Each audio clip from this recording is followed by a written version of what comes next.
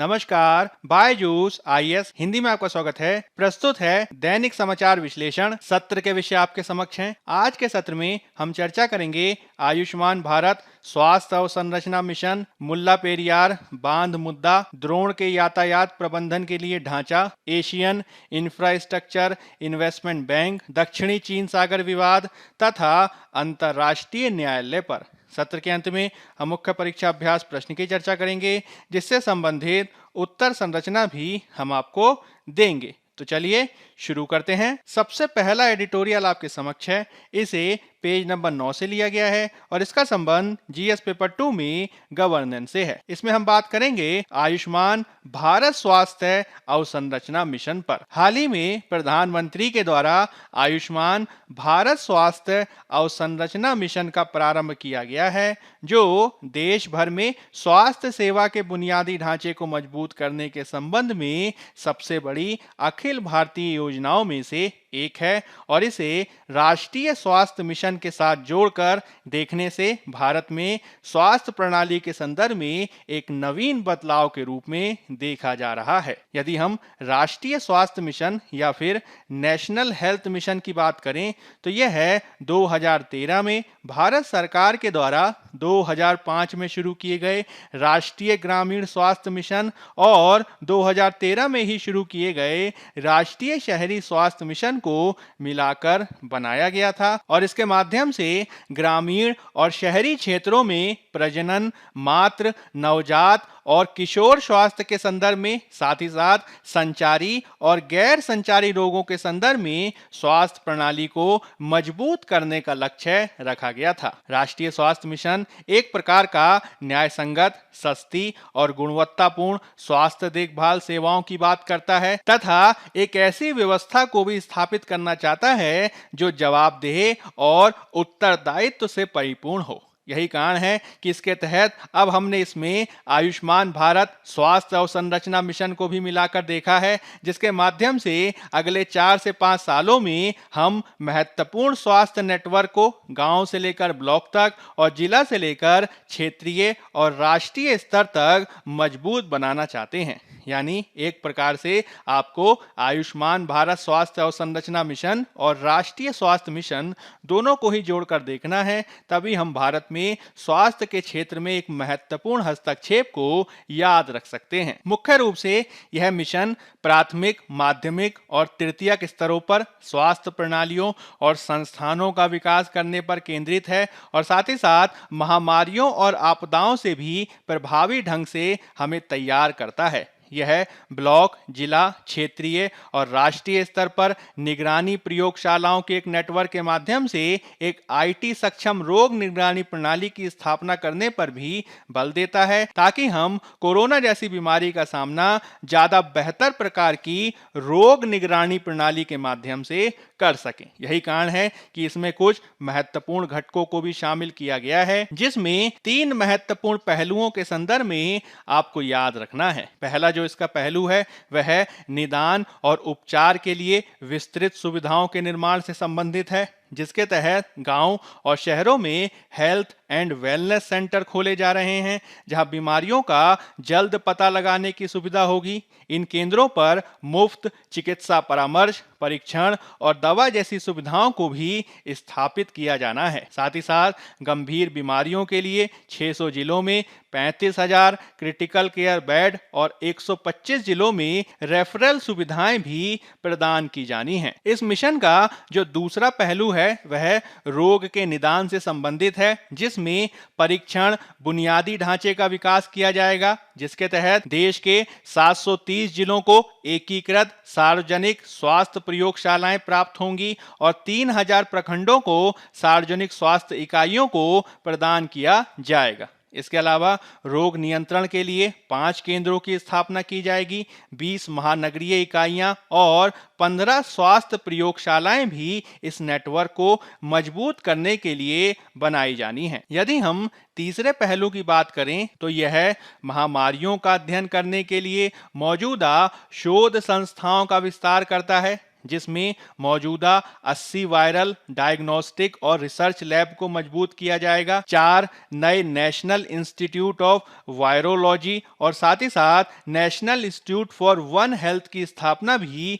किया जाना है। हमें यह समझना होगा कि किस प्रकार से भारत में स्वास्थ्य के संदर्भ में निरंतर नई प्रकार की रिपोर्टें आती रहती हैं और वह इस बात को प्रमुखता से स्थापित करती हैं कि हमें किस तरीके से स्वास्थ्य के क्षेत्र में कार्य किए जाने की आवश्यकता है। जैसे कि ऑक्सफेम इंडिया की 2020 इंडेक्स रिपोर्ट के अनुसार भारत का स्वास्थ्य बजट दुनिया में चौथा सबसे कम है और पड़ोसी देश पाकिस्तान, नेपाल और बांग्लादेश तक भारत से ज्यादा स्वास्थ्य पर खर्च कर रहे हैं। इसके अलावा भारत की स्वास्थ्य सेवा का बुनियादी ढांचा भी बहुत अच्छा नहीं है और सरकारी आंकड़े ये बताते हैं कि भारत में प्रति 1000 लोगों पर 1.4 बेड हैं, 1445 लोगों पर मात्र 1 डॉक्टर है और प्रति 1000 लोगों पर मात्र 1.7 नर्स ही विद्यमान हैं, जबकि विश्व स्वास्थ्य संगठन के अनुसार इसमें और प्रगति किए जाने की आवश्यकता है। यदि हम विश्व स्वास्थ्य संगठन के आंकड़ों की बात करें तो भारत स्वास्थ्य खर्च में 191 देशों में से 184वें स्थान पर है, जिसमें और सुधार किए जाने की आवश्यकता है। यही कारण है कि इस योजना के माध्यम से उपचार से लेकर महत्वपूर्ण अनुसंधान तक सेवाओं के पूरे एक इकोसिस्टम को बेहतर बनाने के लिए यह योजना शुरू की गई है। इसी के तहत आप इसके महत्व को समझ सकते हैं, क्योंकि यह भारत को एक व्यापक स्वास्थ्य प्रणाली प्रदान कर सकती है और मुख्य रूप से इसके तहत ग्रामीण क्षेत्रों में सार्वजनिक स्वास्थ्य सेवाओं को प्रदान करने का लक्ष्य रखा गया है। इसके संदर्भ में 2019 की लोक नीति CSDS का एक अध्ययन भी काफी महत्वपूर्ण है, जो इस बात पर बल देता है कि किस तरीके से हमारी जो सार्वजनिक स्वास्थ्य देखभाल सेवा है वह हाशिए पर रहने वाले लोगों के संदर्भ में किस प्रकार से असमावेशी बनी हुई है और इसके संदर्भ में प्रयासों को किए जाने की आवश्यकता है। वर्तमान में हम 70% स्थानों पर सार्वजनिक स्वास्थ्य सेवाओं को प्रदान कर पाने में भले ही सफल रहे हों, हालांकि शहरी क्षेत्रों की तुलना में ग्रामीण क्षेत्रों में मात्र 65% में ही यह उपलब्धता देखी गई है, जिसके लिए कार्य किए जाने की आवश्यकता है। वर्तमान में हम स्वस्थ भारत मिशन, जल जीवन मिशन, उज्ज्वला, पोषण अभियान, मिशन इंद्रधनुष जैसी योजनाओं के माध्यम से करोड़ों लोगों को बीमारियों से बचाने का प्रयास कर रहे हैं और साथ ही साथ आयुष्मान भारत योजना आदि के माध्यम से भी हम 2 करोड़ से अधिक लोगों को मुफ्त इलाज देने का प्रयास कर रहे हैं। तो निश्चित रूप से ही यह मिशन भारत में स्वास्थ्य से संबंधित कई समस्याओं का समाधान कर सकता है, जिसको आशाजनक रूप से देखे जाने की आवश्यकता है। अब हम बात कर लेते हैं पेज नंबर 8 में दिए गए एक अन्य एडिटोरियल की, जिसका संबंध जीएस पेपर 2 में पॉलिटी से है। इस एडिटोरियल में हम बात करने जा रहे हैं मुख्य रूप से मुल्ला पेरियार बांध के मुद्दे पर, क्योंकि हाल में ही सुप्रीम कोर्ट के द्वारा केरल में मूसलाधार बारिश के बीच मुल्ला पेरियार बांध में बनाए जा सकने वाले अधिकतम जल स्तर पर पर्यवेक्षी समिति यानी सुपरवाइजरी कमेटी को तत्काल और दृढ़ निर्णय लेने का निर्देश दे दिया है। यदि इसके संदर्भ में हम पृष्ठभूमि की बात करें तो आपको याद रखना है कि मुल्ला पेरियार बांध से संबंधित सभी मुद्दों की देखरेख के लिए सुप्रीम कोर्ट के द्वारा 2014 में इस प्रकार की सुपरवाइजरी कमेटी का गठन किया गया था, क्योंकि मुल्ला पेरियार बांध काफी लंबे समय से तमिलनाडु और केरल के मध्य तनाव का एक महत्वपूर्ण कारक बना हुआ है। सबसे पहले तो आपको ये पता होना चाहिए कि जब हम बात करते हैं मुल्ला पेरियार बांध की तो वह क्या है। यह है केरल के इदुक्की जिले में पेरियार नदी पर एक चिनाई वाला गुरुत्वाकर्षण बांध है, जो मुल्लायार और पेरियार नदियों के संगम पर स्थित है। थेक्केडी में अवस्थित पेरियार राष्ट्रीय उद्यान बांध के जलाशय के आसपास ही स्थित है। मुख्य रूप से 1800 के दशक के अंत में त्रावणकोर यानी वर्तमान केरल की रियासत में इस बांध को बनाया गया था और 1886 में 999 साल के पट्टे पर ब्रिटिश शासित मद्रास प्रेसिडेंसी को इसे दे दिया गया था। बांध केरल में पेरियार नदी पर स्थित है, किंतु यह तमिलनाडु राज्य के द्वारा संचालित 1946 और रखरखाव किया जाता है और 1970 में इस समझौते का नवीकरण भी किया गया था। इस चित्र में आप मुल्ला पेरियार बांध की अवस्थिति को देख सकते हैं, जिसके तहत तमिलनाडु को भूमि और बांध से पानी के साथ साथ इस साइट पर जल विद्युत परियोजनाओं को विकसित करने का अधिकार दिया गया है और इसके बदले में केरल को किराया प्राप्त होता है। मूल रूप से इस बांध का उद्देश्य दक्षिण भारत के तमिलनाडु में मुख्य रूप से जो इसका मदुरई वाला क्षेत्र है उसको जल प्रदान करना है, क्योंकि मदुरई क्षेत्र शुष्क वर्षा छाया क्षेत्र है जिसको जल की आवश्यकता है। यही कारण है कि पेरियार नदी जो पश्चिमी अरब सागर की तरफ बहती है उसे मद्रास प्रेसिडेंसी में मदुरई के शुष्क वर्षा छाया क्षेत्र में पानी उपलब्ध कराने के लिए बंगाल की खाड़ी की ओर बहने के लिए पूर्व की ओर मोड़ दिया गया था, क्योंकि मद्रास प्रेसिडेंसी को छोटी वैगई नदी की तुलना में पानी की अधिक आपूर्ति की आवश्यकता थी। इसी क्षेत्र में बांध का निर्माण किया गया है और इस प्रकार से तमिलनाडु के लिए मुल्ला पेरियार बांध और इससे संबंधित पेरियार का जल थेनी, मदुरई, शिवगंगा और रामनाथ जिलों के लिए एक जीवन रेखा के रूप में कार्य करता है, सिंचाई और पीने के लिए पानी की उपलब्धता कराता है और साथ ही साथ यह बिजली उत्पादन के लिए भी काफी महत्वपूर्ण है। इस पूरी प्रक्रिया में केरल सरकार के तर्क को भी जानना महत्वपूर्ण है। केरल द्वारा यह कहा गया है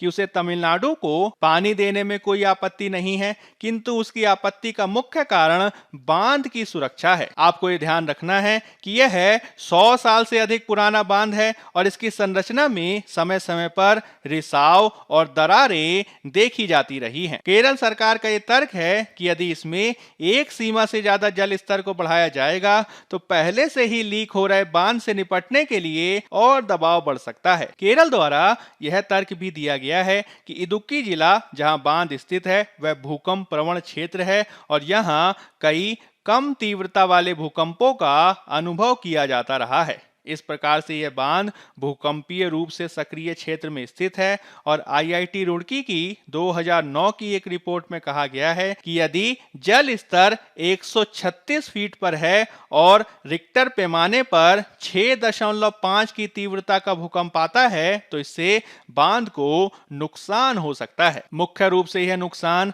नीचे के क्षेत्रों में रहने वाले लोगों के जीवन और संपत्ति के लिए खतरा हो सकता है, क्योंकि जलाशय के आसपास के क्षेत्र में लगभग 3 मिलियन यानी 30 लाख लोग निवास करते हैं। केरल द्वारा समय समय पर इस प्रकार की जो आपत्ति उठाई जाती रही है, इसी के संदर्भ में तमिलनाडु के द्वारा भी कार्य किया गया है, जिसके तहत केंद्रीय जल आयोग के आदेश पर तमिलनाडु सरकार ने भंडारण स्तर को 152 फीट से घटाया और इसे 142 फीट किया और फिर आगे चलकर इसको 136 फीट तक कर दिया गया था। साथ ही साथ बांध की सुरक्षा मरम्मत की गई, बांध को मजबूत बनाया गया। हालांकि तमिलनाडु का इसके संदर्भ में लगातार ये कहना रहा है कि यदि उसने जल स्तर को नहीं बढ़ाया तो इसके लिए खेती करना मुश्किल हो सकता है। एक अनुमान में कहा गया है कि 1990 से लेकर 2005 के बीच बांध की ऊंचाई में कमी के चलते तमिलनाडु को फसल का नुकसान कम से कम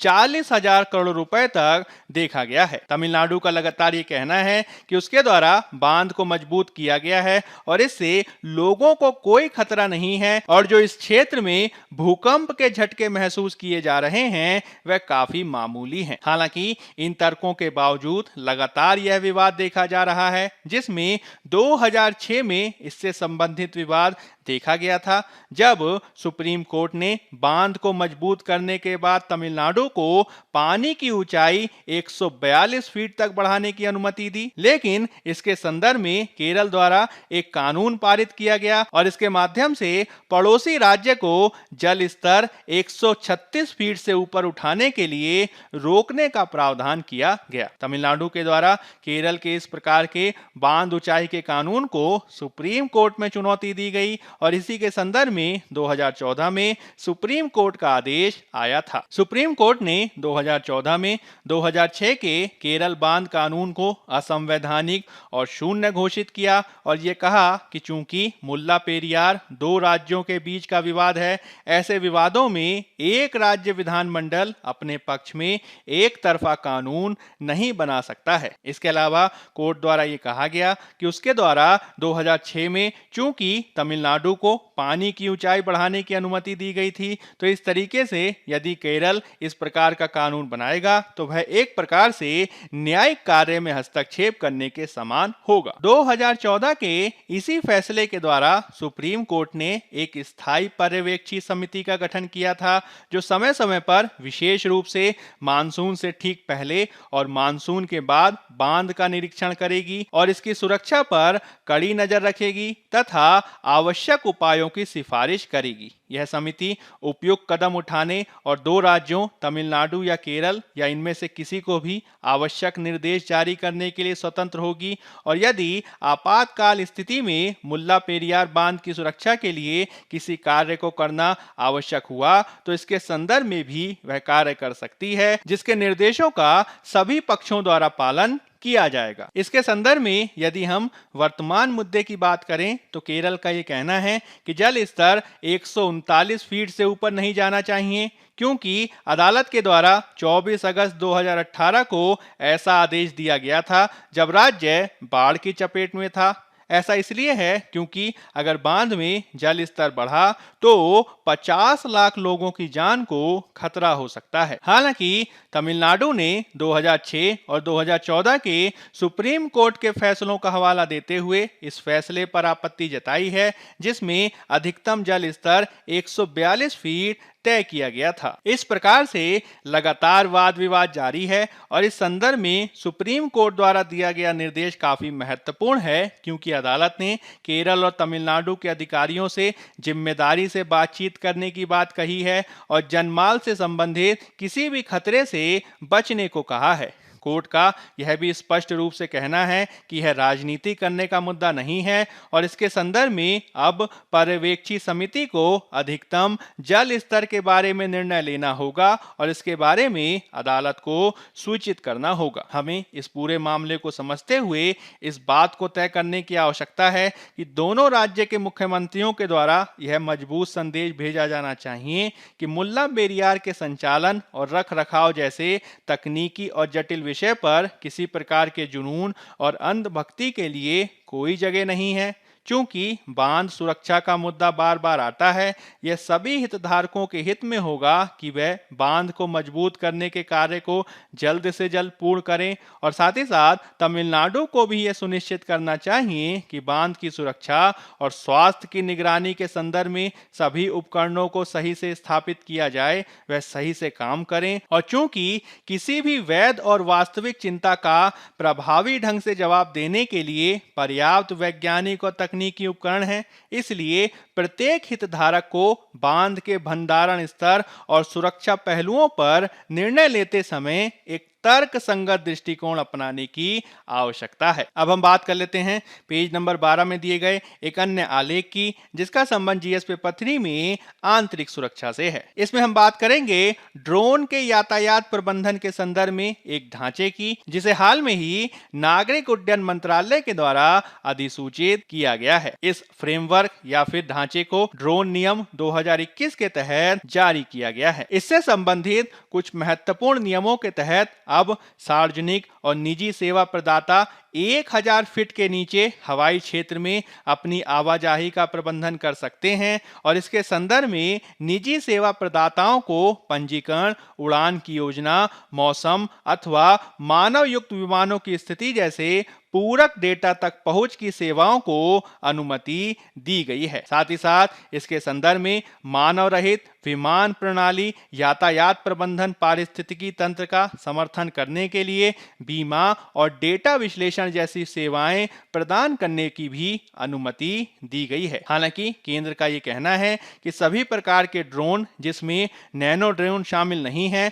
उनको अपने वास्तविक समय स्थान को अनिवार्य रूप से केंद्र को साझा करना होगा और सेवा प्रदाताओं को ड्रोन ऑपरेटरों से सेवा शुल्क लेने की अनुमति होगी, जिसका वह छोटा सा हिस्सा भारतीय विमानपत्तन प्राधिकरण के साथ साझा कर सकते हैं, क्योंकि वह वायु ट्रैफिक का प्रबंधन करता है। इसके संदर्भ में आपको भारत में ड्रोन प्रबंधन की स्थिति को भी समझना होगा, क्योंकि हाल में ही केंद्र सरकार के द्वारा भारत में ड्रोन और ड्रोन घटकों के लिए एक प्रोडक्शन लिंक्ड इंसेंटिव स्कीम यानी उत्पादन लिंक प्रोत्साहन योजना को मंजूरी दी है और साथ ही साथ 25 अगस्त को ड्रोन नियम 2021 को भी अधिसूचित किया गया था। हमें यह भी समझना होगा कि यद्यपि सरकार के द्वारा ड्रोन के संदर्भ में नियमों को सरल बनाया गया है, हालांकि ड्रोन से संबंधित नियमों को और बेहतर ढंग से लागू करने की आवश्यकता है। हमें समझना होगा कि हाल में किस प्रकार से ड्रोन के संदर्भ में सुरक्षा चिंताएं उभरी हैं।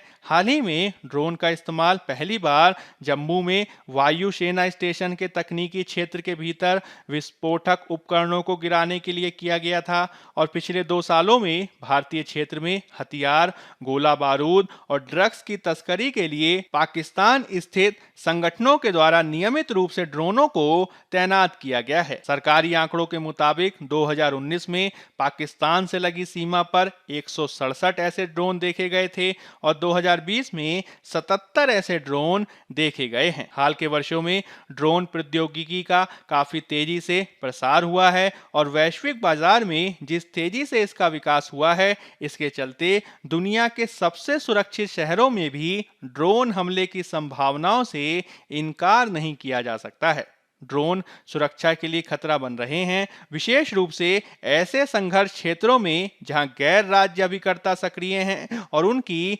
प्रौद्योगिकी तक आसान पहुंच हो गई है। यही कारण है कि ड्रोन सुरक्षा के संदर्भ में सरकार द्वारा प्रयास किया जा रहा है और ड्रोन से संबंधित नियम और इससे संबंधित फ्रेमवर्क को इसी ढांचे के अंतर्गत समझे जाने की आवश्यकता है। अब हम बात कर लेते हैं पेज नंबर 14 में दिए गए एक अन्य आलेख की, जिसका संबंध जीएस पेपर 2 में आईआर से है। इसमें हम बात करेंगे AIIB की, यानी एशियन इंफ्रास्ट्रक्चर इन्वेस्टमेंट बैंक, क्योंकि हाल ही में AIIB ने कहा है कि वह आने वाले वर्षों में भारत में सामाजिक और जलवायु लचीले बुनियादी ढांचे को वित्त पोषित करने जा रहा है। जब हम बात करते हैं एशियन इंफ्रास्ट्रक्चर इन्वेस्टमेंट बैंक की, तो यह एक बहुपक्षीय विकास बैंक है, मल्टीलैटरल डेवलपमेंट बैंक है, जिसका मिशन एशिया और उसके बाहर सामाजिक और आर्थिक परिणामों में सुधार करना है। इसके तहत यह टिकाऊ बुनियादी ढांचे और अन्य उत्पादक क्षेत्रों में निवेश करता है ताकि अरबों लोगों के जीवन को प्रभावित किया जा सके और उनके द्वारा एक बेहतर भविष्य का निर्माण किया जा सके। इसके तहत इसने जनवरी 2016 से अपने परिचालन को प्रारंभ किया था, जिसके 57 संस्थापक सदस्य थे, जिसमें 37 क्षेत्रीय और 20 गैर क्षेत्रीय सदस्य शामिल थे। इसका जो मुख्यालय है वह बीजिंग में है। वर्तमान में इसकी सदस्यता के तहत 100 से अधिक सदस्य शामिल हैं, जिसमें G20 देशों के अधिकांश सदस्य भी इसके सदस्य हैं, जिसमें France, Germany, Italy, United kingdom आदि भी शामिल हैं। यदि हम मतदान अधिकार के संदर्भ में बात करें तो चीन इसका सबसे बड़ा शेयर धारक है और उसके बाद भारत, रूस और जर्मनी का स्थान आता है। AIIB विभिन्न अंगों के माध्यम से कार्य करता है, जिसमें बोर्ड ऑफ गवर्नर्स, निदेशक मंडल और अंतर्राष्ट्रीय सलाहकार पैनल महत्वपूर्ण हैं। बोर्ड ऑफ गवर्नर्स में प्रत्येक सदस्य देश द्वारा नियुक्त एक गवर्नर और वैकल्पिक गवर्नर शामिल होता है, जिसमें गवर्नर और वैकल्पिक गवर्नर नियुक्त करने वाले सदस्य की इच्छा से वे सेवा करते हैं। यदि हम निदेशक मंडल यानी बोर्ड ऑफ डायरेक्टर की बात करें तो यह बैंक के सामान्य संचालन के लिए जिम्मेदार हैं, जो बोर्ड ऑफ गवर्नर्स द्वारा इसे सौंपे गए शक्तियों का प्रयोग करते हैं। इसी के संदर्भ में अंतर्राष्ट्रीय सलाहकार पैनल भी काफी महत्वपूर्ण है, जो बैंक की रणनीतियों और नीतियों के साथ साथ सामान्य परिचालन के मुद्दों पर अध्यक्ष और वरिष्ठ प्रबंधन का समर्थन करने के संदर्भ में कार्य करता है। अब हम बात कर लेते हैं पेज नंबर 13 में दिए गए एक अन्य आलेख की, जिसका संबंध जीएस पेपर 2 में आईआर से है। इसमें हम बात करेंगे दक्षिणी चीन सागर विवाद के संदर्भ में, क्योंकि हाल ही में चीन ने दक्षिणी चीन सागर के लिए आचार संहिता के ढांचे पर आसियान देशों के साथ बातचीत में एक अभियान चलाने का आह्वान किया है। आपको ये ध्यान रखना है कि अगले साल यानी 2022 में दक्षिणी चीन सागर में पार्टियों के आचरण पर घोषणा पर हस्ताक्षर करने की 20वीं वर्षगांठ है और चीन इस अवसर को यादगार गतिविधियों के साथ मनाने के लिए आसियान देशों के साथ काम करना चाहता है। इस घोषणा के माध्यम से चीन और 10 आसियान राज्यों ने दक्षिणी चीन सागर में पार्टियों के आचरण की गैर बाध्यकारी घोषणा पर हस्ताक्षर किए और दस्तावेज के तहत सभी 11 पक्षों ने आगे चलकर एक बाध्यकारी आचार संहिता को लागू करने के संदर्भ में अपनी प्रतिबद्धता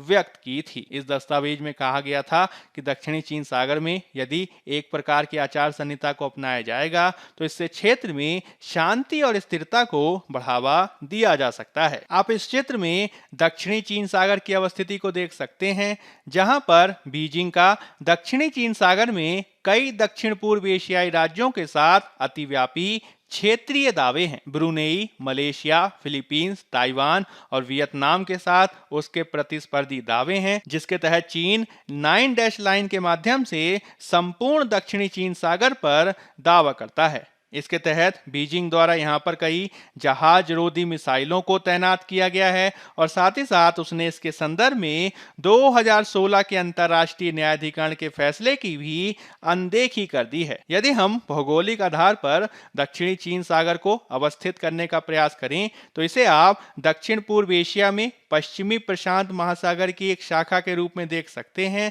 जो चीन के दक्षिण में अवस्थित है, वियतनाम के पूर्व और दक्षिण में अवस्थित है, फिलीपींस के पश्चिम में अवस्थित है और बोर्नियो द्वीप के उत्तर में अवस्थित एक समुद्री स्थिति है। यह ताइवान जलडमरू मध्य से पूर्वी चीन सागर और लुजोन जलडमरू मध्य के द्वारा फिलीपींस सागर से जुड़ा हुआ है। इसके संदर्भ में आप इस चित्र के माध्यम से भी इसको देख सकते हैं, जिसमें मुख्य रूप से चीन का जनवादी गणराज्य यानी पीपल रिपब्लिक ऑफ चाइना शामिल है। इसमें रिपब्लिक ऑफ चाइना यानी ताइवान की भी उपस्थिति है और साथ ही साथ इसमें Philippines, Malaysia, Brunei, Indonesia, Singapore और वियतनाम की अवस्थिति को भी देखा जा सकता है। यह समुद्र अपने स्थान के दृष्टिकोण से काफी सामरिक महत्व रखता है, क्योंकि यह हिंद महासागर और प्रशांत महासागर को जोड़ने वाली कड़ी है और अंकटाड यानी व्यापार और विकास पर संयुक्त राष्ट्र सम्मेलन के अनुसार वैश्विक शिपिंग का 1/3 हिस्सा इसके माध्यम से गुजरता है, जो खरबों डॉलर व्यापार से संबंधित है, जो इसे एक महत्वपूर्ण भू राजनीतिक जल निकाय बना देता है। हालांकि इसमें जिस प्रकार के दावे किए जा रहे हैं वह अनेक तरीके से द्वीपों पर प्रतिस्पर्धी दावों के उदाहरण के रूप में देखे जाते हैं, जिसमें पारासेल द्वीप समूह पर चीन, ताइवान और वियतनाम का दावा है। स्प्रेटली द्वीप पर चीन, ताइवान, वियतनाम, ब्रुनेई और फिलीपींस का दावा है और स्कारबोरो शोल पर फिलीपींस, चीन और ताइवान का दावा देखा जा रहा है। मुख्य रूप से 2010 के बाद से चीन ने यूएन क्लॉज के तहत इस समुद्री क्षेत्र को अपने अंतर्गत लाने के लिए अनेक निर्जन टापुओं को कृत्रिम टापुओं में परिवर्तित किया है, जिसमें Heaven Reef, Johnson South Reef और फियरी क्रॉस रीफ आदि शामिल हैं। अब हम बात कर लेते हैं पेज नंबर 11 में दिए गए एक अन्य आलेख की, जिसका संबंध जीएस पेपर 2 में आईआर से है। इसमें हम बात करेंगे मुख्य रूप से अंतर्राष्ट्रीय न्यायालय की, जिसे हम अंग्रेजी में इंटरनेशनल कोर्ट ऑफ जस्टिस यानी आईसीजे के रूप में जानते हैं। जब हम बात करते हैं अंतर्राष्ट्रीय न्यायालय यानी इंटरनेशनल कोर्ट ऑफ जस्टिस की, तो यह है संयुक्त राष्ट्र यूएन का प्रमुख न्यायिक संगठन है, जो सदस्य राज्यों के मध्य कानूनी विवादों को सुलझाता है और अधिकृत संयुक्त राष्ट्र के अंगों और विशिष्ट एजेंसियों को सलाहकार राय देता है। प्रत्येक देश जो संयुक्त राष्ट्र का सदस्य है वह भी आईसीजे का सदस्य बन जाता है, अर्थात उसके अधिकार क्षेत्र में आता है। यह 15 न्यायाधीशों से बना है, जिन्हें संयुक्त राष्ट्र महासभा और संयुक्त राष्ट्र सुरक्षा परिषद के द्वारा 9 साल की अवधि के लिए चुना जाता है। अदालत के भीतर निरंतरता सुनिश्चित करने के लिए हर 3 साल में 5 न्यायाधीशों के चयन के लिए चुनाव आयोजित किए जाते हैं और एक न्यायाधीश को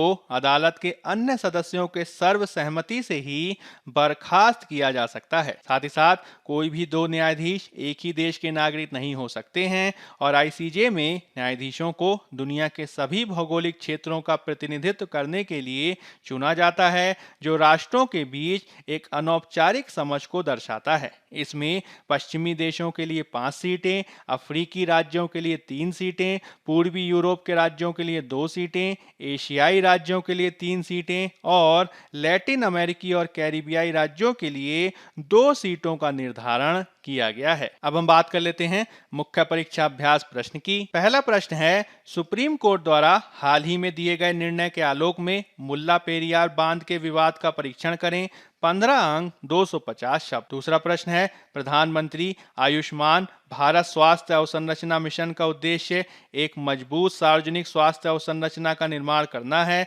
चर्चा करें। 15 अंक 250 शब्द। पहले उत्तर की संरचना की भूमिका में आप मुल्ला पेरियार बांध का सामान्य परिचय देंगे और इसके मुख्य भाग में आप मुल्ला पेरियार बांध के संदर्भ में सुप्रीम कोर्ट द्वारा दिए गए निर्देशों की व्याख्या करेंगे। मुल्ला पेरियार बांध के विवाद को स्पष्ट करेंगे। इसमें बांध सुरक्षा से संबंधित मुद्दों की भी व्याख्या करेंगे और इसके संदर्भ में कुछ सुझावों को भी देंगे। अंत में आप एक उपयुक्त सकारात्मक निष्कर्ष प्रस्तुत करेंगे और इस रूप में आपका उत्तर पूर्ण होगा। दूसरे उत्तर की संरचना की भूमिका में आप प्रधानमंत्री आयुष्मान भारत स्वास्थ्य अवसंरचना मिशन का सामान्य परिचय देंगे और इसके मुख्य भाग में आप योजना के उद्देश्य व संबंधित घटकों की व्याख्या करेंगे और भारत की स्वास्थ्य स्थिति की पृष्ठभूमि में इसके महत्व को स्पष्ट करेंगे। अंत में आप एक उपयुक्त सकारात्मक निष्कर्ष प्रस्तुत करेंगे और इस रूप में आपका उत्तर पूर्ण होगा। बायजूस आईएएस हिंदी के आज के अंक में फिलहाल इतना ही। धन्यवाद।